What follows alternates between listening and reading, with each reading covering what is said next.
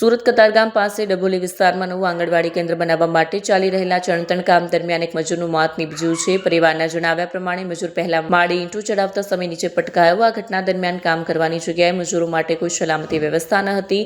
પરિવારે કોન્ટ્રાક્ટર ઉપર ઓવરટાઈમ કામ કરાવવા અને સલામતીના સાધનો ન રાખવાનો આક્ષેપ કર્યો છે। મજૂર નીચે પટકાયા બાદ કોન્ટ્રાક્ટરને 108 એમ્બ્યુલન્સની જાણ પણ કરવામાં આવી નહોતી તેવો પરિવારે દાવો કર્યો છે। મૃતકના પરિવાર તરફથી આગ્રહ છે કે તેમને આર્થિક મદદ આપવામાં આવે। જ્યાં સુધી આર્થિક મદદ નથી આપવામાં આવતી ત્યાં સુધી મૃતકનો મૃતદેહ સ્વીકારવામાં આવશે નહીં તેવો પરિવારનો નિર્ણય કર્યો છે। કોન્ટ્રાક્ટર તરફથી હજુ સુધી કોઈ નિવેદન મળ્યું નથી। આ ઘટનાની તપાસ ચાલુ છે। દિલીપભાઈ સોમલાભાઈ ડામોર આદિવાસી ભીલ સમાજ સેવા સુરતથી આવું છું।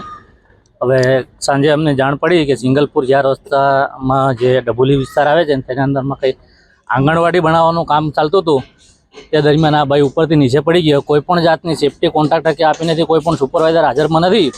અને ભાઈ એ લોકોની બેદરકારીથી મોત થઈ છે। એટલે પરિવારને કાયદાથી ન્યાય મળે એવી અમારી સમાજની માંગ છે અને પોલીસ તંત્રને એટલી બધી કાયદેસર ગુનો દાખલ કરે એવી અમારી માંગ છે। પરિવાર સ્વીકારવામાં નહીં આવે તો માંગ અમારી માંગ સ્વીકારવામાં નહીં આવે તો અમે ડેડ બોડી લઈ નથી જવાના અને અમે પોલીસ કમિશનર કચેરી જઈને હંગામો કરે એવી મારી અપેક્ષા છે।